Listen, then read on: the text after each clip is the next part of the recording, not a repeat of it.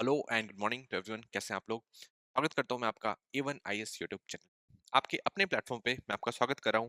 आज हम लोग कुछ इंपॉर्टेंट करंट अफेयर्स को देखेंगे जो कि आपके कुछ नेशनल टॉपिक्स से उठाए गए हैं, कुछ इंटरनेशनल टॉपिक्स से उठाए गए हैं। ठीक है, सारे टॉपिक्स बहुत ही ज्यादा इंपॉर्टेंट है और इतनी डेप्थ में और इतने सारे टॉपिक्स आपको किसी भी अलग दूसरे प्लेटफॉर्म पे नहीं मिलेंगे। ठीक है, तो जो भी तैयारी कर रहे हैं बच्चे, बीपीएससी की, यूपीपीसीएस, जो भी किसी भी एग्जाम की आप तैयारी करें, इन सबके लिए आपको ये जो इन्फॉर्मेशन आज मैं प्रोवाइड करने वाला हूँ वो काम आने वाली है। ठीक है, तो आज हम लोग कुछ चीजें देखेंगे, है ना, पर किसके लिए इंपॉर्टेंट है आप ये देख लो एक बार।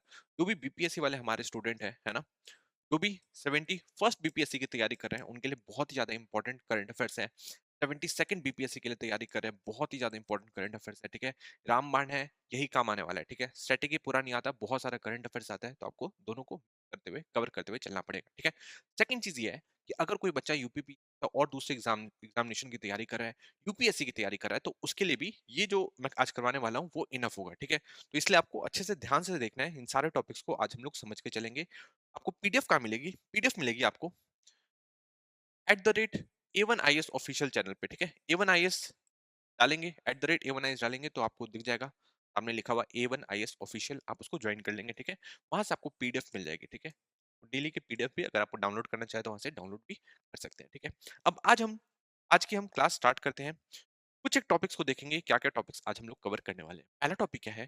पहला टॉपिक है ड्रग्स अब्यूज अमंग यूथ। ठीक है, अब नागालैंड के जो गवर्नर है, नागालैंड के गवर्नर जिनका नाम है गणेशन, ला गणेशन, ठीक है, उन्होंने क्या कहा है कि यार जो ड्रग्स है बहुत ज्यादा फैल गया है पूरे इंडिया के अंदर। ठीक है, पर्टिकुलरली वो नॉर्थ ईस्ट इंडियन की ही बात कर रहे थे। ठीक है, वो नागालैंड के गवर्नर है, पर उनका जो बोलने का जो सिग्निफिकेंस है, उन्होंने जो बात कही है उसका जो सिग्निफिकेंस है वो पूरे इंडिया पे ही लागू होता है। क्यों? क्योंकि अभी बहुत ज्यादा खेप पकड़ी गई है, कहाँ पे? न्यू दिल्ली में पकड़ी गई। अभी हाल फिलहाल में ही अंडमान में भी पकड़ी गई है ना। तो बहुत ज्यादा ड्रग्स की जो खेप है वो पकड़ी जा रही है। ठीक है, ड्रग्स का काम सिर्फ सोसाइटी को बर्बाद करने के लिए ही नहीं, इसको एक तरीके से इंटरनल सिक्योरिटी का मैटर खड़ा करने के लिए भी किया जाता है। ठीक है, एक इंटरनल सिक्योरिटी का इशू भी खड़ा करने के लिए किया जाता है, किसका यूज? ड्रग्स का यूज। ये चीज आप ध्यान रखेंगे। ठीक है, ये बस ऐसे ही नहीं होता कि बस मार्केट में आ गया, नहीं, मार्केट में ऐसे ही नहीं आता, इसको हमारे एडवर्सरी जानबूझ के पुश करते हैं। ठीक है, और इंडिया की जो जोग्राफिकल लोकेशन है वो बहुत ही ज्यादा एक तरीके से वल्नरेबल है ड्रग्स से लेके। कैसे? क्योंकि ये दो जो ड्रग्स प्रोड्यूसिंग रीजन्स है उसके बीच में आता है। कौन से रीजन्स के बीच में आता है, कौन से रीजन की बात कर रहा हूँ, ये मैं आपको भी थोड़ा सा दिखा देता हूँ मैप के अंदर। ठीक है, इंडिया की लोकेशन आपको पता है। इंडिया से ईस्ट में आप देखो, यहाँ पे म्यांमार है, ये है लाओस और ये है थाईलैंड। ठीक है, ये तीनों कंट्री मिला के क्या बनाती हैं? गोल्डन ट्रायंगल बनाती हैं। ये चीज आपको ध्यान रखना है। ठीक है, तो क्वेश्चन ऐसे भी आ सकता है, आ नहीं सकता, आया भी है। ठीक है, यूपीएससी में क्वेश्चन आ भी चुका है गोल्डन ट्रायंगल के बारे में कि इसमें कौन कौन सी कंट्रीज आती है। तो आपको ध्यान रखना है म्यांमार, लाओस और थाईलैंड, और यहाँ पे बहुत ही ज्यादा हीरोइन का प्रोडक्शन होता है। ये चीज आप ध्यान रखेंगे। ठीक है, बहुत ही ज्यादा हीरोइन का प्रोडक्शन होता है, ये चीज आप ध्यान रखेंगे। और पूरे वर्ल्ड का 80% हीरोइन सिर्फ इस कंट्री में पैदा होता है। कहाँ पे? म्यांमार में। ये चीज आप ध्यान रखेंगे। ठीक, 80% पूरे वर्ल्ड का सिर्फ म्यांमार में ही पैदा होता है। ये चीज आप ध्यान रखेंगे। ठीक है, ये एक तरीके से बहुत ही ज्यादा वल्नरेबल बना देता है इंडिया को ड्रग्स से रिलेटेड। ठीक है, और इससे जो हमारा इंटरनल सिक्योरिटी खतरे में आ जाता है और इसको इंडिया के खिलाफ ही यूज किया जाता है। ये चीज आप ध्यान रखेंगे। ठीक है, चीजें समझ में आई कि नहीं आई? एक रीजन तो ये है जिसका नाम है गोल्डन ट्रायंगल, आपको ध्यान रखना है। और एक और रीजन के बारे में आपको ध्यान रखना है जिसका नाम है गोल्डन क्रिसेंट। ठीक है, इसके बारे में भी आपने सुना होगा। इसमें 3 कंट्रीज है, कौन कौन सी? ईरान है, अफगानिस्तान है एंड पाकिस्तान है। ये चीज आप ध्यान रखेंगे। ठीक है, तो ये जो दो सबसे ज्यादा ड्रग्स प्रोड्यूसिंग रीजन है उसके बीच में एक तरीके से इंडिया सैंडविच हो चुका है। ये चीज आप ध्यान रखेंगे, और इसकी वजह से ये इंडिया को बहुत ही ज्यादा वल्नरेबल बना देता है। किसके लिए? ड्रग्स के लिए। ये चीज आप ध्यान रखेंगे। ठीक है, तो चीजें समझ में आई कि नहीं आई? तो एक बार हम लोग लिख लेते हैं कुछ चीजों को लिख लेते हैं ड्रग्स से रिलेटेड। आपको दो चीजें याद रखनी है, बहुत ही ज्यादा इंपॉर्टेंट है, कई बार पीसीएस एग्जामिनेशन में पूछा जा चुका है। एक तो है गोल्डन क्रिसेंट। गोल्डन क्रिसेंट, इसमें कौन कौन सी कंट्रीज है? देखो, कंफ्यूज मत कर जाना। ठीक है, क्रिसेंट और जो गोल्डन ट्रायंगल उसमें कंफ्यूज नहीं करना आपको। गोल्डन क्रिसेंट में कौन कौन सी है? ईरान है, अफगानिस्तान है और पाकिस्तान है। ये चीज आपको ध्यान रखनी है। ठीक है, और एक गोल्डन ट्रायंगल है, ये भी चीज आप ध्यान रखेंगे। गोल्डन ट्रायंगल में कौन कौन सी कंट्रीज है? थाईलैंड है और म्यांमार है और लाओस है। ये चीज आपको ध्यान रखनी है। ठीक है, चीजें क्लियर हुई कि नहीं हुई? गोल्डन क्रिसेंट और गोल्डन ट्रायंगल के बीच में इंडिया है, सैंडविच हो रखा है। ये चीज आपको ध्यान रखना है। ठीक है, तो ड्रग्स के बारे में ये चीज समझ में आ गई। ड्रग्स के बारे में मैंने एक और चीज आपको बताई कि ड्रग्स सिर्फ एज अ सोसाइटिकली प्रॉब्लम सिर्फ क्रिएट नहीं करता। ठीक है, सोसाइटी के लिए तो प्रॉब्लम क्रिएट करेगा ही, हेल्थ के लिए भी प्रॉब्लम क्रिएट करेगा, बट ये इंटरनल सिक्योरिटी का भी प्रॉब्लम पोज करता है। ये चीज आप ध्यान रखेंगे। ठीक है, कि इंटरनल सिक्योरिटी का भी प्रॉब्लम क्रिएट करता है। ये चीज आप ध्यान रखेंगे, और इसी इंटरनल सिक्योरिटी को टैकल करने के लिए हम लोगों ने बनाया था एनडीपीएस एक्ट 1935। ये चीज आपको ध्यान रखना है। एनडीपीएस एक्ट 1985, सॉरी, 1985 ये चीज़ आपको ध्यान रखना है, ठीक है? तो एनडीपीएस एक्ट 1985 समझ में आया है ना? एनडीपीएस की फुल फॉर्म आप मुझे नीचे कमेंट सेक्शन में, ठीक है? मैं मान के चल रहा हूँ कि आपको क्लास काफ़ी ज़्यादा अच्छी लग रही होगी और सुनो, एनडीपीएस एक्ट 1985 बनाने के बाद ही हमने एक बहुत ही इंपॉर्टेंट संस्था बनाई जिसका नाम है एनसीबी, नारकोटिक्स कंट्रोल ब्यूरो, जिसके बारे में आप हमेशा न्यूज़ में सुनते होंगे, है ना? एनसीबी इसको कब बनाया गया? 1986 में बनाया गया, ये चीज़ आपको ध्यान रखना है, ठीक है? तो इस तरीके से चीज़ों को आपको कवर करते हुए चलना है यार, तभी चीज़ें क्लियर होगी, ठीक है? बहुत ही इंपॉर्टेंट चीज़ बता रहा हूँ, एनसीबी के बारे में आपने सुना होगा, ये कौन-सी मिनिस्ट्री के अंडर फॉल करती है, तो आपको ध्यान रखना है, ये मिनिस्ट्री ऑफ होम अफेयर्स के अंदर फॉल करती है, ये चीज़ आपको ध्यान रखना है, ठीक है? तो इस तरीके से चीज़ों को कवर करते हुए चलना है, बहुत ही इंपॉर्टेंट संस्था है और बहुत ही ज़्यादा पावरफुल संस्था है, ये चीज़ आपको ध्यान रखनी है, ठीक है? आर्यन केस आपने सुना था ना, आर्यन खान वाला केस था ना, शाहरुख खान के जो बेटे थे, उनको भी एनसीबी ऑफिसर्स ने ही पकड़ लिया था, ठीक है? फिर बहुत दिन बाद उनको जमानत मिली थी, इस तरीके से आपको चीज़ों को थोड़ा-सा कवर करते हुए चलना है, तभी चीज़ें कवर होंगी, ठीक है? तो ड्रग्स के बारे में समझ में आया, गोल्डन क्रिसेंट समझ में आया, गोल्डन ट्रायंगल समझ में आया, एनडीपीएस एक्ट समझ में आया, नारकोटिक्स कंट्रोल ब्यूरो आपको समझ में आ गया, ठीक है? अब क्वेश्चन ये आ सकता है कि क्या कॉन्स्टिट्यूशन में क्या कुछ ड्रग्स से रिलेटेड है, इन सब चीज़ों से बचाने के लिए कुछ लिखा गया है क्या? तो जी हाँ, लिखा गया है, आपको ध्यान रखना है। ड्रग्स के बारे में लिखा गया है, आर्टिकल नंबर आर्टिकल नंबर 47 में ये चीज़ आपको ध्यान रखना है, ठीक है? आर्टिकल नंबर 47 मतलब ये डीपीएसपी के अंदर में आ रहा है, ये चीज़ आपको ध्यान रखना है। किसके अंदर में? डीपीएसपी के अंदर में आ रहा है, directive principle of state policies के अंदर में आ रहा है, ये चीज़ आपको ध्यान रखना है, ठीक है? डीपीएसपी क्या होता है? पता है ना? ये क्या होता है? ये जो स्टेट्स होते हैं, जो भी मतलब जो भी हमारे गवर्नमेंट है उसको एक तरीके से डायरेक्शन दिया जा रहा है किसकी तरफ से, कॉन्स्टिट्यूशन की तरफ से, कि भाई आपको ये चीजें करनी है, किसके लिए? हमारे सिटीजन्स को प्रोटेक्ट करने के लिए, ठीक है? तो ये एक तरीके के डायरेक्शन है। तो उसी में आर्टिकल 47 में बात करी जा रही है कि स्टेट्स को कंट्रोल करना है, प्रोहिबिट करना है ऐसे ड्रग्स को जो कि गलत तरीके से यूज होने वाले हैं, जिसका कोई मेडिसिनल यूज नहीं है, उन सारे ड्रग्स से जो हमारे सिटीजन है उनको प्रोटेक्ट करना है। इसमें बात कही गई है, आर्टिकल 47 डीपीएसपी में कही गई है, ये चीज आपको ध्यान रखनी है, ठीक है? तो इस तरीके से आपको चीजों को थोड़ा सा लेते हुए चलना है, तभी चीजें क्लियर होगी, ठीक है? मैं मान के चल रहा हूँ कि ये चीज आपको कवर हो चुकी होगी नागालैंड के बारे में, है ना? नागालैंड की लोकेशन पता है कि नहीं? वहाँ का एक बहुत ही इंपॉर्टेंट फेस्टिवल है, उसके बारे में आपको पता है कि नहीं? आप मुझे नीचे कमेंट सेक्शन में बताएंगे, ठीक है? नेक्स्ट देखते हैं, नेक्स्ट है India's first Nixon Nikon centre of excellence, ठीक है? अब ये क्या है? एक सेंटर ऑफ एक्सीलेंस खोला गया है, किसके द्वारा? निकॉन के द्वारा और आईआईटी हैदराबाद द्वारा, ये चीज आप ध्यान रखेंगे, ठीक है? अब ये सेंटर ऑफ एक्सीलेंस कहाँ पे खोला गया है? ये आईआईटी हैदराबाद में खोला गया है, ये चीज आपको ध्यान रखना है। आईआईटी हैदराबाद के इंस्टीट्यूट जो उनका कैंपस है, उसी के अंदर खोला गया है, ये चीज आपको ध्यान रखना है, ठीक है? ये सेंटर ऑफ एक्सीलेंस किस चीज पे वर्क करता है? यहाँ पे मतलब एक तरीके का रिसर्च, जितने भी रिसर्चर्स है, ठीक है, वो आके मतलब अपना रिसर्च कर सकते हैं, ठीक है? उसमें क्या होगा? उसमें हम लोग बायोलॉजी से रिलेटेड जो चीजें हैं, ठीक है, सेल से लेकर टिश्यू तक, उन सारी चीजों को पढ़ने की कोशिश करते हैं और उससे रिलेटेड कुछ इक्विपमेंट्स खोले गए हैं, कहाँ पे? आईआईटी हैदराबाद में, ये चीज आपको ध्यान रखनी है, ठीक है? तो चीजें समझ में आई कि नहीं आई, है ना? ये याद रहेगा कि Nixon first national Nikon first centre of excellence कहाँ खुला है? तो आईआईटी हैदराबाद में खुला है, ये चीज आपको ध्यान रखना है। और इन्होंने आईआईटी हैदराबाद से पार्टनरशिप भी कर रखी है, ये चीज आपको ध्यान रखना है, ठीक है? तो चीजें क्लियर हुई कि नहीं हुई? अब हम थर्ड टॉपिक की तरफ आगे बढ़ रहे हैं। जो भी आपको डाउट होगा वो आप मुझे नीचे कमेंट सेक्शन में पूछिए, पीडीएफ आप हमारे चैनल से डाउनलोड कर सकते हैं, ठीक है? नेक्स्ट देखते हैं, महाराष्ट्र गवर्नमेंट रीइंस्टेट रश्मि शुक्ला एज डीजीपी, ठीक है? आपको पता ही होगा रश्मि शुक्ला के बारे में। अब हुआ क्या था? हुआ ये था कि जो हमारे इलेक्शन कमीशन है, उन्होंने रश्मि शुक्ला को हटा दिया था एज अ महाराष्ट्र डीजीपी सर्व कर रही थी, बट उनको बीच में ही हटा दिया। क्यों? क्योंकि इलेक्शन आ गया था, है ना? और इलेक्शन के बाद सारी पावर, जितनी पावर है, किसके हाथ में चल जाती है? इलेक्शन कमीशन के हाथ में चल जाती है। तो इलेक्शन कमीशन ने को हटा दिया, इनको भी हटा दिया था और झारखंड के भी डीजीपी को हटा दिया था। बट अब महाराष्ट्र गवर्नमेंट ने इनको रीइंस्टेट कर दिया है, फिर से वहां का डीजीपी बना दिया है। ये चीज आपको ध्यान रखनी है, ठीक है? तो चीजें क्लियर हुई रश्मि शुक्ला के बारे में। नेक्स्ट देखते हैं, नेक्स्ट न्यूज में क्या है? CAQM directs schools in Delhi NCR to adopt hybrid model for classes up to class 12 standard, ठीक है? आपको पता है ये दिल्ली में कितना ज्यादा पॉल्यूशन बढ़ गया है ना?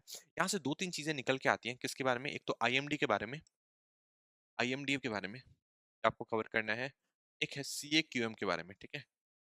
और थर्ड एक कर सकते हैं आप स्टबल बर्निंग के बारे में। ये चीज़ ऐसे मैं पहले करवा चुका हूँ, बट इस प्लेटफ़ॉर्म पे नहीं हुआ है, तो हम लोग इसको देखेंगे एक बार फिर से, है ना? हम लोग फिर से देखेंगे 1-2 दिन के अंदर, इसको मैं इन टॉपिक्स को निकाल के लाऊँगा, फिर से हम इसको कवर करने की कोशिश करेंगे, ठीक है? तो अभी आपको ध्यान रखना है कि दिल्ली में क्या हुआ है, दिल्ली में हाइब्रिड मॉडल ऑफ स्कूल चलने लग गए हैं। मतलब अब बच्चों को ज़रूरी नहीं है स्कूल जाएँ, ठीक है? लाइव भी चलेगी, मतलब उनकी क्लासेस भी चलेंगी, वैसे भी ऑनलाइन के थ्रू भी आप क्लासेस वो कर पाएँगे, ठीक है? और जब ज़्यादा ज़रूरत पड़ेगी तो ऑफलाइन भी वो जाकर कर सकते हैं, ठीक है? तो समझ में आया दिल्ली में क्या किया जा रहा है? नेक्स्ट देखते हैं, नेक्स्ट न्यूज़ में क्या है? हॉर्नबिल फेस्टिवल, है ना? हॉर्नबिल फेस्टिवल आप सबको ही पता होगा, नागालैंड का बहुत ही ज्यादा फेमस फेस्टिवल है। यहाँ से हमारे यूपीएससी का एक मोस्ट इंपॉर्टेंट क्वेश्चन बना था हाल फिलहाल में, आई थिंक 2023 में बना था, कुछ आसपास में ही बना है अभी हाल फिलहाल में ही। तो हॉर्नबिल फेस्टिवल, उसमें सीधा सीधा ये पूछा था कि हॉर्नबिल फेस्टिवल कौन सी स्टेट से रिलेटेड है, तो आपको ध्यान रखना था कि नागालैंड से रिलेटेड है, ये चीज आप ध्यान रखेंगे, ठीक है, नागालैंड से रिलेटेड है, ये चीज आप ध्यान रखेंगे, ठीक है।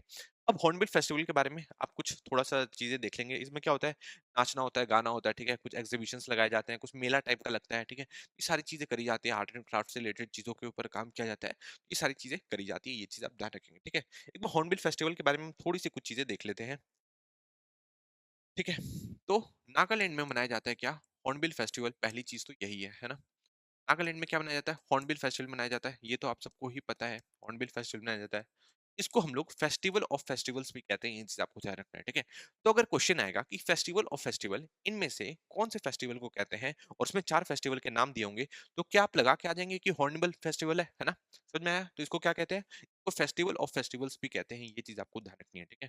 फेस्टिवल ऑफ फेस्टिवल्स भी कहते हैं, ये चीज आपको ध्यान रखनी है। सेकंड चीज ये आप ध्यान रखेंगे कि हॉर्नबिल फेस्टिवल की सिग्निफिकेंस क्या है, क्यों मनाया जाता है, तो आपको ध्यान रखना है ये अपने नागालैंड के जो लोग हैं, वो जो इंडिजिनस लोग हैं वहाँ के, वो अपना ट्रेडिशन दिखाने के लिए करते हैं, ठीक है, पूरे इंडिया को, पूरे वर्ल्ड को, कि हमारा ट्रेडिशन किस टाइप का है। तो इसका सिग्निफिकेंस क्या है, इसका सिग्निफिकेंस तो एक कल्चरल सिग्निफिकेंस है ना, ये अपने कल्चर को दिखाने की कोशिश करते हैं, ये आप ध्यान रखेंगे। सेकंड चीज ये क्या करते हैं, क्योंकि जो हॉर्नबिल फेस्टिवल है वो सिर्फ एक पर्टिकुलर ट्राइब नहीं मनाती, नहीं, इसमें बहुत सारे अलग अलग टाइप के ट्राइब, अराउंड 17 के आसपास ट्राइब्स मिलकर मनाते हैं, तो इसे क्या कहते हैं, इससे इंटर ट्राइबल,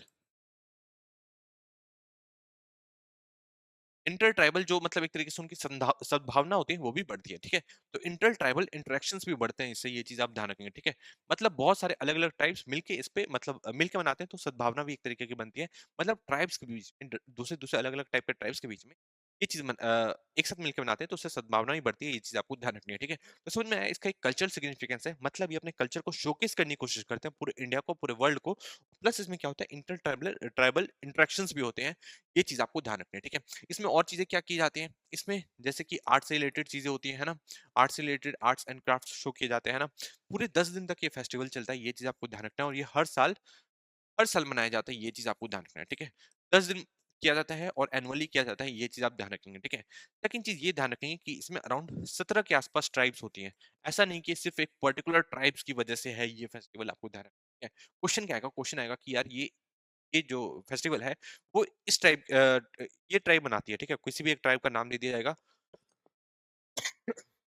और लिखा होगा कि ये ट्राइब जो है, पर्टिकुलर ट्राइब है, ये इसको मनाती है, तो आपको ध्यान रखना है, नहीं एक ट्राइब नहीं, टोटल 17 के आसपास ट्राइब्स मनाती है, ये चीज आपको ध्यान रखनी है, ठीक है।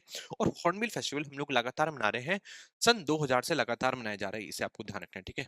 ईयर 2000 से इसे लगातार मनाया जा रहा है, ये चीज आपको ध्यान रखना है, ठीक है। तो इस तरीके से आप चीजों को कवर करते हुए चलोगे, तभी चीजें क्लियर होगी, जो कि आपके सिर्फ A1 IS प्लेटफॉर्म पे कवर होगी। इस तरीके से आपको चीजों को थोड़ा सा लेते हुए चलना है, ठीक है। नेक्स्ट देखते हैं हम लोग, नेक्स्ट और क्या चीजें हैं जो हम लोग देख सकते हैं, तो ये समझ में आ गया, 10 दिन तक हम लोग मनाते हैं। नेक्स्ट देखते हैं, नेक्स्ट क्या चीजें हैं, एक बार नागालैंड की लोकेशन भी देख लो, यहाँ पे आपको कहीं दिखेगी है ना इंडिया में ईस्ट साइड में, नॉर्थ ईस्टर्न एरिया में, ठीक है। नागालैंड के नीचे क्या, मणिपुर, असम और अरुणाचल प्रदेश, और इधर किससे बॉर्डर शेयर करा है, म्यांमार से, ये चीज आपको ध्यान रखनी है, ठीक है।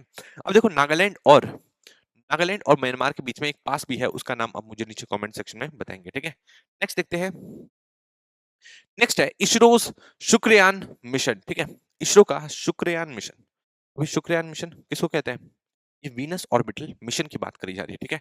तो शुक्रयान मिशन आपको पता है, ठीक है, लॉन्च होने वाला था, तो कब लॉन्च होने वाला है, इसकी डेट अब अनाउंस हो चुकी है, कब लॉन्च होने वाला है, इसको 2028 में लॉन्च किया जाएगा, ये चीज आपको ध्यान रखना है, ठीक है। कौन लॉन्च करेगा, ऑब्वियसली हमारा इसरो लॉन्च करेगा, ये चीज आपको ध्यान रखनी है।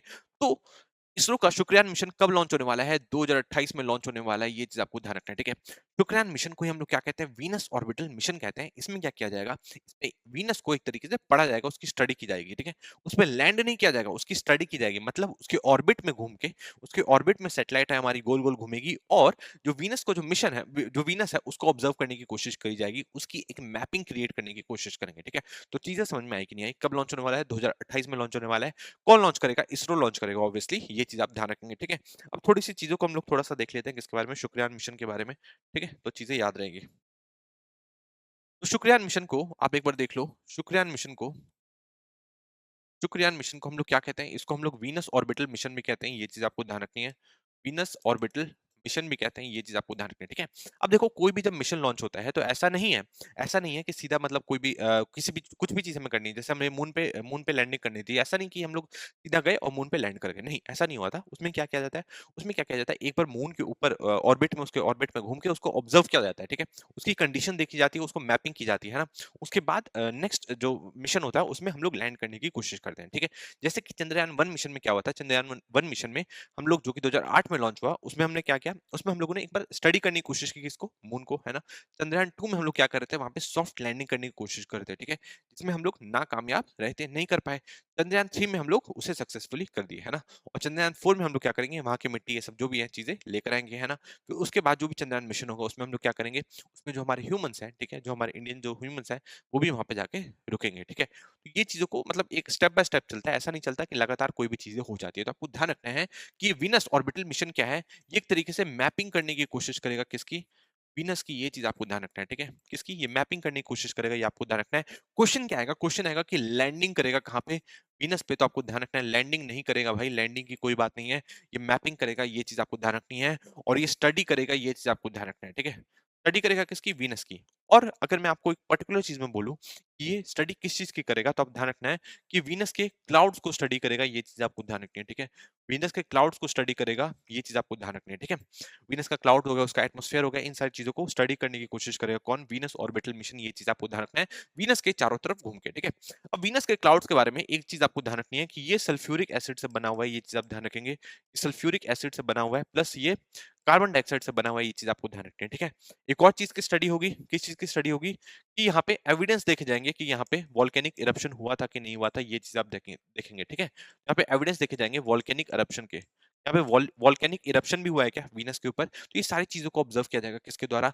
वीनस ऑर्बिटल मिशन के द्वारा, जो कि 2028 में लॉन्च होने वाला है, ये चीज़ आप ध्यान रखेंगे, ठीक है? तो चीज़ें क्लियर हुई कि नहीं हुई, ठीक है? समझ में आया? इस तरीके से आपको चीज़ों को थोड़ा-सा कवर करते चलोगे, तो चीज़ें कवर हो गई। समझ में आया? नेक्स्ट देखते हैं हम लोग, नेक्स्ट सब चीज़ों को थोड़ा-सा देख लेते हैं। वीनस ऑर्बिटल मिशन तो मैंने समझा ही दिया, है ना? चंद्रयान मिशन के बारे में आपको बता रहा था ना, तो एक बार वहाँ पे भी हम लोग कुछ चीज़ों के बारे में देख लेते हैं, ठीक है?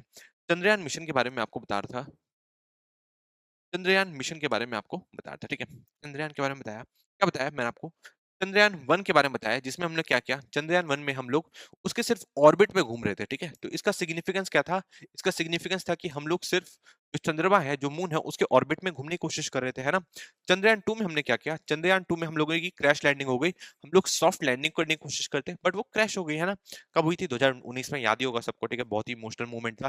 फिर क्या हुआ? चंद्रयान 3 की बात, है ना? चंद्रयान 3 में क्या किया? चंद्रयान 3 में 2023 में हम लोग सक्सेसफुली सॉफ्ट लैंडिंग कर पाए, ठीक है?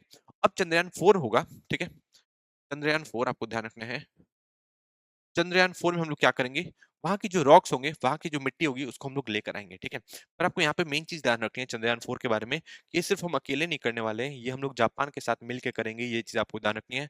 जापान के साथ मिल के करेंगे, ये चीज़ आपको ध्यान रखनी है, और हम लोग 90 डिग्री साउथ पे लैंड करेंगे, ये चीज़ आपको ध्यान रखनी है, ठीक है? तो चीज़ें कवर हुई कि नहीं हुई? और क्या करेंगे हम लोग?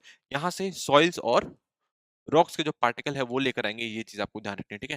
तो इस तरीके से आपको चीज़ों को कवर करते हुए चलना है, किसके बारे में? चंद्रयान 4 के बारे में, ये चीज़ आप ध्यान रखेंगे, ठीक है? अब चंद्रयान 4 कब तक लॉन्च होगा, ये आप मुझे नीचे कमेंट सेक्शन में बता सकते हैं, ठीक है? तो आई थिंक आपको ये सारी चीज़ें कवर हो चुकी होगी। नेक्स्ट देखते हैं हम लोग, नेक्स्ट देखते हैं नेक्स्ट टॉपिक क्या है? चंद्रयान 1, चंद्रयान 2, चंद्रयान 3, चंद्रयान 4 एक बार थोड़ा-सा आप देख लेना। नेक्स्ट है India signs Riyadh design law treaty, ठीक है? अब यार ये कुछ लॉ ट्रिटी है, कुछ इंडस्ट्री से रिलेटेड, ठीक है? ज़्यादा इंपॉर्टेंट आपके एग्ज़ाम के लिए नहीं है, बट मैंने फिर भी थोड़ा-सा डाल दिया, ठीक है? कि क्योंकि 20 साल बाद ये होने वाला है, ऐसा कुछ ट्रिटी हम लोग साइन करने वाले हैं। तो कुछ इंडस्ट्री से रिलेटेड कुछ ट्रिटी थी, तो ये अभी-अभी साइन हुई है, ये आप थोड़ा-सा देख लोगे, ठीक है? ज़्यादा इसको याद रखने की आपको ज़रूरत नहीं है। नेक्स्ट देखते हैं Bangladeshis cyber criminals target ISKCON spiritual media platform after arrest of Hindu priest, ठीक है? आपको पता ही है ना? एक हिंदू प्रीस्ट को अभी ढाका एयरपोर्ट से उसको अरेस्ट कर लिया गया था, है ना? इस्कॉन के प्रीस्ट थे वो, अरेस्ट कर दिया। और वहाँ के जो साइबर क्रिमिनल्स हैं उन्होंने भी क्या किया कि जो उनका जो ऑनलाइन मीडियम था इंटरेक्ट करने का, उसको भी एक तरीके से अटैक करने की कोशिश की, ठीक है? अटैक करने की कोशिश नहीं की, अटैक कर दिया, ये चीज़ आप ध्यान रखें, ठीक है?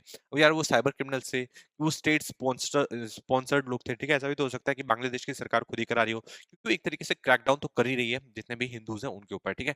उन पे एक तरीके से लगातार उन पे क्रैकडाउन किया जा रहा है, और जो भी क्रिमिनल्स हैं, जो कि हिंदुओं को परेशान कर रहे हैं, उनको रोका नहीं जा रहा है, ये चीज़ आप ध्यान रखें, ठीक है? अब नेक्स्ट आर्टिकल की तरफ आगे बढ़ेंगे। नेक्स्ट टॉपिक है, नेक्स्ट टॉपिक है MP CM whose UK investors, ठीक है। अब आपको पता होगा कि यार हमारे देश के जो अलग अलग चीफ मिनिस्टर है वो अलग अलग कंट्रीज में जाते रहते हैं ना, वहां पे जाके वो अपने स्टेट के लिए एक तरीके से इन्वेस्टमेंट की डिमांड करते हैं, बताते हैं कि कैसे जो हमारा स्टेट है ये पॉलिसीज अपना रहा है, ठीक है। तो आप एकदम फ्रीली होके हमारे स्टेट्स में इन्वेस्टमेंट कर सकते हो, ठीक है। तो उसी क्रम में जो मोहन यादव है जो कि एमपी के सीएम है वो भी गए थे, है ना, यूके में गए और उन्होंने एक तरीके से इन्वेस्टमेंट के लिए अपनी बात रखी कि यार हम लोग जो एमपी में ये सारी चीजें कर रहे हैं, ये सारी पॉलिसीज लेकर आए हैं और आप हमारे स्टेट में अच्छी तरीके से इन्वेस्टमेंट कर सकते हैं, ठीक है। इसके लिए आपको थोड़ा सा एक दो चीज और ध्यान रखनी होगी, ठीक है। अभी हाल फिलहाल में एक न्यूज आई थी कि जो तेलंगाना के सीएम है ना, तेलंगाना के सीएम के बारे में आपने सुना होगा। तेलंगाना के सीएम रेवांत रेड्डी कहाँ गए हुए थे?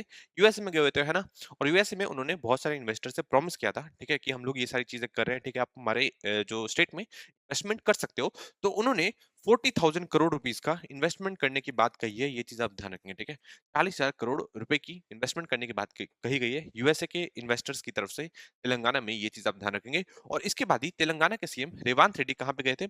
ये गए थे साउथ कोरिया में, जहाँ पे साउथ कोरिया की स्पोर्ट्स यूनिवर्सिटी ने कहा कि हम लोग आपके स्टेट में ऐसे ही सेम स्पोर्ट्स यूनिवर्सिटी खोलेंगे ताकि जो फ्यूचर ओलंपियंस है वहां पे अपनी जाकर ट्रेनिंग कर सकते हैं, ठीक है। आपको पता होगा कि जो हमारे ओलंपियंस है उनके लिए कुछ ज्यादा अच्छी फैसिलिटीज इंडिया में तो नहीं है, बट साउथ कोरिया ने ऐसी ही सेम यूनिवर्सिटी खोलने की, जैसी वहां पे यूनिवर्सिटीज है, ठीक है, वैसी स्पोर्ट्स कॉम्प्लेक्स खोलने की बात करी है। कहाँ पे? तेलंगाना में। ये चीज आपको ध्यान रखना है, ठीक है। तेलंगाना के सीएम का नाम ध्यान रखना है, सीएम रेवांत रेड्डी है, ये चीज आप ध्यान रखेंगे, जो कि कांग्रेस से बिलोंग करते हैं, ये चीज आप ध्यान रखेंगे, ठीक है। चीजें इस तरीके से क्लियर होंगी, आपको कवर करते हुए चलना है। नेक्स्ट टॉपिक देखते हैं हम लोग क्या है, समझ में आ गया? नेक्स्ट देखते हैं, नेक्स्ट क्या है। नेक्स्ट न्यूज़ है वन नेशन वन सब्सक्रिप्शन, ठीक है। अब ये वन नेशन वन सब्सक्रिप्शन क्या है, इसके बारे में जान लो। देखो, आपने सुना होगा कि वन नेशन वन इलेक्शन, है ना, इसके बारे में सुना है। मैं ऐसे आपने सुना होगा one nation one ration card, है ना, वन नेशन वन पेंशन, तो ऐसे ही सेम उसी तरीके से है वन नेशन वन सब्सक्रिप्शन, ठीक है। अब ये सब्सक्रिप्शन किसके सब्सक्रिप्शन की बात करी गई है? पढ़ाई लिखाई से रिलेटेड बात करी है, रिसर्च से रिलेटेड बात करी है, ये चीज आपको ध्यान रखना है, ठीक है। तो रिसर्च के लिए आपको पता होगा कि जो बच्चे होते हैं, जो लोग होते हैं जो रिसर्च में जाते हैं ना, फिर उनको कुछ-कुछ जर्नल्स भी पढ़ने होते हैं ना, जो उनसे पहले जो जिन लोगों ने रिसर्च किया है, वो कुछ ना कुछ जर्नल्स लिखते हैं ना, तो उन जर्नल्स को पढ़ने के लिए आपको कुछ ना कुछ सब्सक्रिप्शन फी देनी होती है, ठीक है? जैसे कि आप नेटफ्लिक्स का सब्सक्रिप्शन फी देके वहाँ का जो मटेरियल है, मतलब जो भी मूवीज़ ये सब देख सकते हो, है ना? तो वैसे ही आपको सब्सक्रिप्शन फी देनी पड़ेगी और उसके बाद ही आप उनके जर्नल्स को पढ़ सकते हो, ठीक है? तो हमारे देश ने क्या सोचा है? हमारे देश ने ये सोचा कि यार हम लोग को रिसर्च में तो आगे बढ़ना ही है ना? तो रिसर्च में बढ़ने के लिए हमें रिसर्च जर्नल्स ज़्यादा से ज़्यादा हमारे पास होने चाहिए, है ना? तो उन्होंने सोचा कि क्यों ना हम लोग एक ही बार में सारा पेमेंट कर दें। तो सेंट्रल गवर्नमेंट ने सोचा है कि अभी से लेके 2027 तक का हम लोग 6,000 crore rupees 6,000 crore rupees allocate कर रहे हैं कि जिसको भी जर्नल्स लेना है, जो भी जर्नल लेना चाहता है, जो भी इंस्टीट्यूट जो कि सेंट्रल गवर्नमेंट या स्टेट गवर्नमेंट के अंडर में है और रिसर्च वाला वर्क कर रहा है, ठीक है? तो अगर वो जर्नल्स लेना चाहता है तो एक बार में वो ले सकता है, ठीक है? उसको कोई भी दिक्कत नहीं होगी और वो जो जर्नल्स होंगे पूरे देश के लिए अवेलेबल होंगे। मतलब जितने भी इंस्टीट्यूट्स हैं सेंट्रल गवर्नमेंट और स्टेट गवर्नमेंट के अंदर, वो सारे इंस्टीट्यूट्स हैं वो उन जर्नल्स का फायदा उठा सकते हैं, ये चीज़ आपको ध्यान रखना है, ठीक है? इसमें मतलब बात ये हुई कि मतलब एक ही बार में जो पेमेंट करना है कर दो। ऐसा नहीं कि एक इंस्टीट्यूट अभी कर रहा है, सब्सक्रिप्शन ले रहा है, फिर दूसरा इंस्टीट्यूट ले रहा है सेम चीज़ की, है ना? उससे क्या होगा, उससे ज़्यादा कॉस्ट लग जाता है। तो इसलिए क्या सोचा हमने कि हम लोग 6,000 करोड़ एक बार में देते हैं, ठीक है? जो भी जर्नल जितने भी लेना है सारे ले सकते हो, ठीक है? और वो सिर्फ एक इंस्टीट्यूट के लिए नहीं होगा, वो सारे के सारे इंस्टीट्यूट्स के लिए होगा, ठीक है? तो इस तरह की बात रखी गई है किसके अंदर, वन नेशन वन सब्सक्रिप्शन के अंदर, ये चीज़ आप ध्यान रखेंगे, ठीक है? तो चीज़ें क्लियर हुई कि नहीं हुई? ये किस चीज़ के लिए है? ये है रिसर्च को बढ़ाने के लिए, ठीक है? तो अगर आपसे कोई क्वेश्चन पूछेगा कि रिसर्च को बढ़ाने के लिए अभी सेंट्रल गवर्नमेंट क्या एक तरीके से कदम उठा रही है, तो आप इस चीज़ को मेंशन कर सकते हैं ना, वन नेशन वन सब्सक्रिप्शन के बारे में मेंशन कर सकते हैं, ठीक है? नेक्स्ट देखते हैं हम लोग, नेक्स्ट और क्या चीज़ें हैं? रिसर्च में हम लोग बहुत ही कम इन्वेस्ट करते हैं, ठीक है? हमारे जीडीपी का कितना परसेंट रिसर्च में जाता है, वो आप मुझे नीचे कमेंट सेक्शन में बताएँगे, ठीक है? नेक्स्ट न्यूज़ क्या है? नेक्स्ट न्यूज़ निकल के आ रही है, एकनाथ शिंदे रिजाइन्स, ठीक है? अब आपको पता ही है कि वहाँ पे महायुति की सरकार बन गई है, कहाँ पे? महाराष्ट्र में, ठीक है? और महाविकास आघाड़ी जीत नहीं पाई। तो अब क्या हुआ कि जो एकनाथ शिंदे थे, जो कि शिवसेना से बिलॉन्ग करते हैं, ठीक है? अब उन्होंने रिज़ाइन दे दिया और अब उनको केयरटेकर सीएम बना दिया गया है, ठीक है? जब तक कि नई सरकार पावर नहीं सँभालती। अब देखना ये है कि फिर से यही पावर सँभालने वाले हैं कि इनकी जगह देवेंद्र फडणवीस आएँगे, ये चीज़ आप थोड़ा-सा ध्यान रखेंगे, ठीक है? तो एकनाथ शिंदे कहाँ से बिलॉन्ग करते हैं? ऑब्वियसली महाराष्ट्र से बिलॉन्ग करते हैं, ये चीज़ आप ध्यान रखेंगे, ठीक है? नेक्स्ट न्यूज़ की तरफ हम लोग आगे बढ़ते हैं। नेक्स्ट न्यूज़ क्या है? Constitution is a living document, ठीक है। ये किसने कहा है? ये हमारे प्रेसिडेंट द्रौपदी मुर्मू ने कहा है। ये चीज आप ध्यान रखेंगे, ठीक है। अब constitution is a living document, ये पर्टिकुलर लाइन एक बहुत ही ज्यादा इंपॉर्टेंट लाइन है, जो कि आप अपने पॉलिटी में भी पढ़ते होंगे, है ना। इससे पहले सीजे चंद्रचूड़ थे, उन्होंने भी 1 महीने पहले सेम बयान दिया था कि कॉन्स्टिट्यूशन एक लिविंग डॉक्यूमेंट है। और उससे पहले भी हजारों बात ये बात कही गई है कि कॉन्स्टिट्यूशन एक लिविंग डॉक्यूमेंट है। तो हम लोग पॉलिटी के कॉन्टेक्स्ट से समझेंगे कि कॉन्स्टिट्यूशन एक लिविंग डॉक्यूमेंट है, इसका मतलब क्या होता है, मतलब लिविंग लिविंग डॉक्यूमेंट है मतलब क्यों है, कैसे पता चला कि ये है, ठीक है, उसके बारे में हम लोग समझेंगे, ठीक है। तो आपको पहले एक बार न्यूज़ बता देता हूँ। न्यूज़ ये है कि जो हमारी द्रौपदी मुर्मू है, ठीक है, जो कि कहाँ से बिलॉन्ग करती है? उड़ीसा से, उड़ीसा के मयूरभंज डिस्ट्रिक्ट से बिलॉन्ग करती हैं, ठीक है। उन्होंने वो एक तरीके से संबोधन कर रही थी, ठीक है, दोनों सदनों का, ठीक है, कहाँ पे? हमारे ओल्ड पार्लियामेंट में। और फिर उन्होंने कहा कि कॉन्स्टिट्यूशन एक लिविंग डॉक्यूमेंट है, ठीक है। तो अब हम इसका मतलब समझेंगे कि कॉन्स्टिट्यूशन एक लिविंग डॉक्यूमेंट है, इसका मतलब क्या होता है। तो एक बार हम लोग लिख लेते हैं, कॉन्स्टिट्यूशन एक लिविंग डॉक्यूमेंट है ना। तो कैसे पता चलेगा कि कॉन्स्टिट्यूशन एक लिविंग डॉक्यूमेंट है, ये हमें थोड़ा सा देख लेना है, ठीक है। कैसे पता चलेगा कि कॉन्स्टिट्यूशन एक लिविंग डॉक्यूमेंट है? क्योंकि जो हमारा कॉन्स्टिट्यूशन है, वो एक परफेक्ट कॉम्बिनेशन है किसी चीज का, फ्लेक्सिबिलिटी का और रिजिडिटी का, ठीक है। तो हम लोग एक बार लिख लेते हैं, फ्लेक्सिबिलिटी का और रिजिडिटी का एक परफेक्ट, फ्लेक्सिबिलिटी लिख लेना, और रिजिडिटी का एक परफेक्ट कॉम्बिनेशन है, ठीक है। अब ये फ्लेक्सिबिलिटी और रिजिडिटी का कॉम्बिनेशन मतलब क्या होता है, ठीक है। तो आपने सुना होगा कि यूके का जो कॉन्स्टिट्यूशन है, उसको बार बार वहां की जो पार्लियामेंट है, वो बार बार उसको अमेंड कर सकती है ना। मतलब पार्लियामेंट के पास तो बहुत ज्यादा पावर है वहां पे। तो बहुत ज़्यादा अमेंड करती रहती है, तो उसकी वजह से वहाँ का जो कॉन्स्टिट्यूशन हो गया, वो बहुत ज़्यादा फ्लेक्सिबल हो जाता है, ठीक है? बट यूएसए में इसका उलट है। यूएसए का जो कॉन्स्टिट्यूशन है, वो बहुत ज़्यादा रिजिड है, ठीक है? उसको आप बार-बार ऐसी चीज़ नहीं कर सकते, क्योंकि वो ओरिजिनलिज़्म में ओरिजिनलिज़्म में विश्वास करते हैं, ठीक है? कि जैसे पहला था हमारा कॉन्स्टिट्यूशन, वैसा ही रहेगा, उसको बार-बार चेंज नहीं किया जा सकता, ठीक है? तो फ्लेक्सिबिलिटी है किसमें? यूके में। और रिजिडिटी किसमें है? यूएस में है। ये चीज आप ध्यान रखेंगे, ठीक है। अब इसी का परफेक्ट कॉम्बिनेशन कहाँ पे है? इंडिया में आपको देखना है, ठीक है। क्योंकि हम लोग हर चीज को तो अमेंड नहीं कर सकते। क्यों? क्योंकि हमारे पास बेसिक स्ट्रक्चर ऑफ डॉक्ट्रिन है, केशव नंदा भारती केस के तहत, है ना। मतलब हर चीज को भी अमेंड नहीं कर सकते, पर 99% 99.9% चीजों को आप अमेंड भी कर सकते हो, ठीक है। मतलब उसमें भी कुछ अलग अलग उन्होंने एक दायरा बना रखा है आर्टिकल 368 के अंदर, ठीक है, कि कुछ कुछ चीजें सिंपल मेजोरिटी से हो जाएगी, कुछ कुछ के लिए आपको एब्सोल्यूट मेजोरिटी चाहिए होगी, कुछ के लिए स्पेशल मेजोरिटी चाहिए होगी। तो अलग अलग टाइप के दायरे बना रखे हैं, ठीक है। मतलब जो हमारा कॉन्स्टिट्यूशन है, उसको अमेंड करा जा सकता है जब हमारी गवर्नमेंट चाहे, ठीक है। पर इतनी आसानी से भी नहीं किया जा सकता। तो मतलब ये फ्लेक्सिबल भी है और प्लस रिजिडिटी भी है। तो इसका एक परफेक्ट कॉम्बिनेशन है, इसलिए कॉन्स्टिट्यूशन को लिविंग डॉक्यूमेंट कहते हैं। ये चीज आपको ध्यान रखना है, ठीक है। तो पहला पॉइंट तो क्या हो गया कि हमारा जो कॉन्स्टिट्यूशन है वो फ्लेक्सिबल फ्लेक्सिबल है प्लस रिजिड है। ये आपको ध्यान रखना है, ठीक है।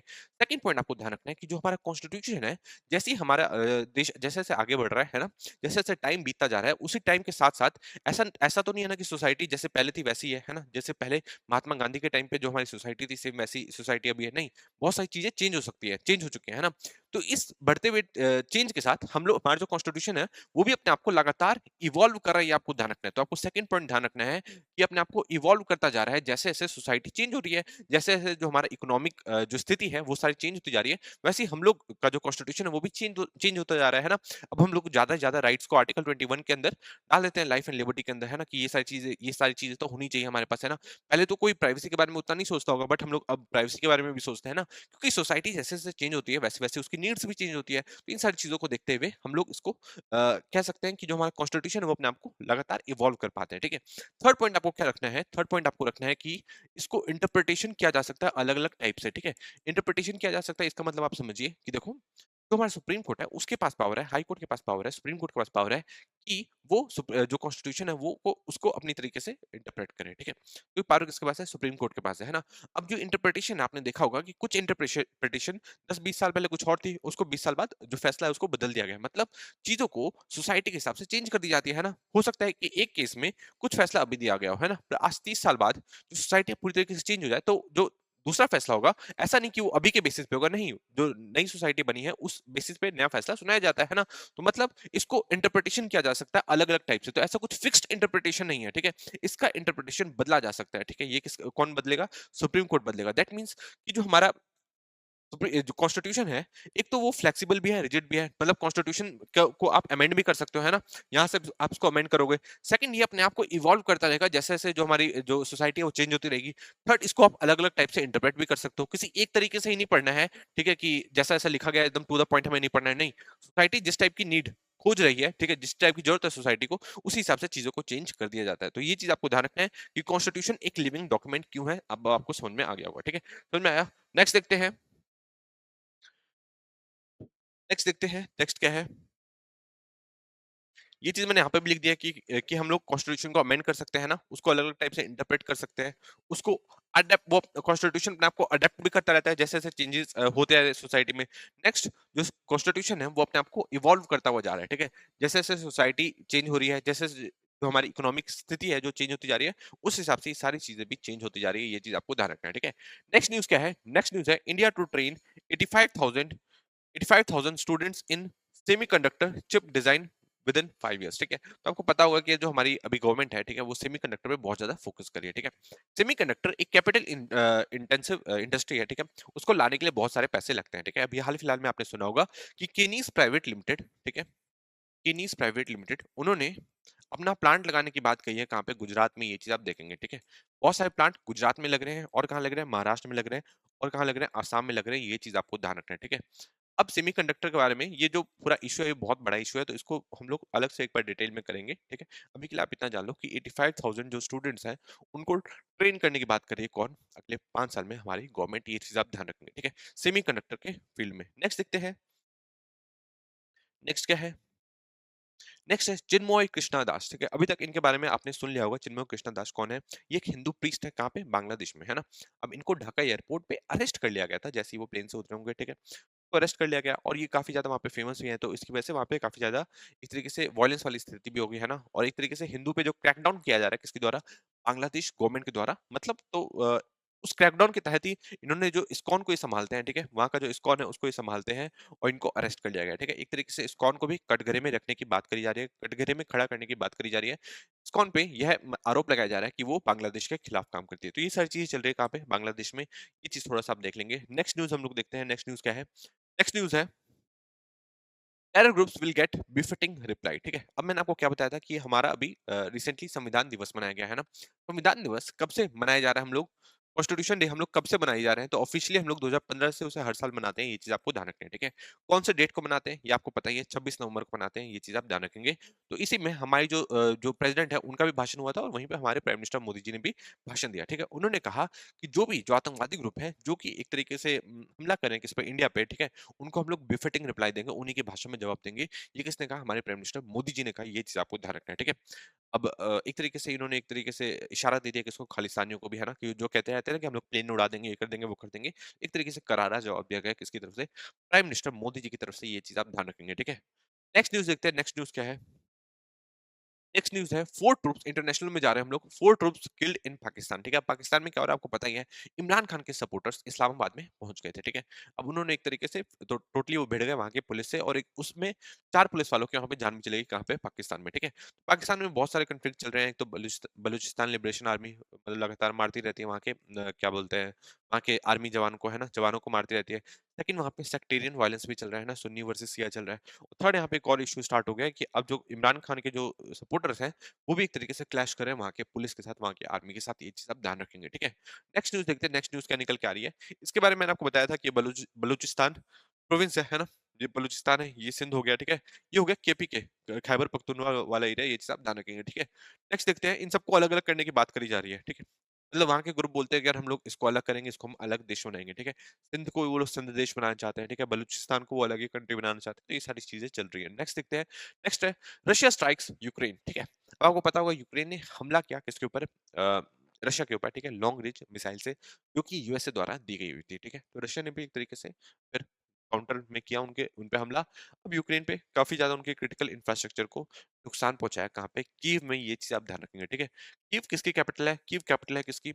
यूक्रेन की कैपिटल है। ये चीज आप ध्यान रखेंगे, ठीक है। समझ में आया? नेक्स्ट देखते हैं। नेक्स्ट टॉपिक देखते हैं। नेक्स्ट टॉपिक क्या है? Israel expected to approve ceasefire with Hezbollah, Israel official says, ठीक है। तो हिजबुल्लाह और इजराइल के बीच में अब समझौता हो सकता है, ठीक है। इजराइल की तरफ से भी ये न्यूज आ रही है, और हिजबुल्लाह की तरफ से भी ये न्यूज आ रही है। ये चीज आप ध्यान रखेंगे, ठीक है। मतलब डोनाल्ड ट्रम्प के गद्दी संभालने से पहले ही ये सारी चीजें आई थिंक सॉल्व होने वाली है, ठीक है। हिजबुल्लाह के बारे में मैंने आपको बताया था कि वो किससे बिलोंग करता है। हिजबुल्लाह बिलोंग करता है लेबनान से। ये चीज आप ध्यान रखेंगे। हिजबुल्लाह किससे बिलोंग करेगा? लेबनान से बिलोंग करेगा। और लेबनान का कैपिटल क्या है? बैरूट है। ये चीज आप ध्यान रखेंगे। हिजबुल्लाह का जो चीफ है वो कौन है? हसन नसरुल्लाह, ये चीज़ आप ध्यान रखेंगे। हसन नसरुल्लाह हो गए जो कि सेक्रेटरी जनरल ऑफ हिजबुल्लाह भी था, ठीक है? और ये 32 साल तक इसने पावर संभाल रखी थी, बट अब इसको हाल-फिलहाल में मार दिया गया, ठीक है? नेक्स्ट, फुआद शुक्र को भी मार दिया गया था, ठीक है? ये कमांडर था। इसके बारे में क्वेश्चन में सीधा-सीधा आ सकता है कि फुआद शुक्र कौन से ग्रुप से बिलॉन्ग करता है, ठीक है? हाउती से बिलॉन्ग करता है, हमास से बिलॉन्ग करता है कि हिजबुल्लाह से बिलॉन्ग करता है? नेक्स्ट है इब्राहिम अकील, ठीक है? या इब्राहिम महमूद कबीसी और अली कार्की। तो ये चारों जो कमांडर्स हैं बहुत ज़्यादा इंपॉर्टेंट नेम्स हैं, ठीक है? चारों नाम आपको अच्छी तरीके से याद रखने हैं, ठीक है? जितने भी नाम्स होते हैं, ठीक है? जितने भी नेम्स होते हैं वो आपको ध्यान रखने हैं क्योंकि वहां से क्वेश्चन निकल के आते हैं, ठीक है?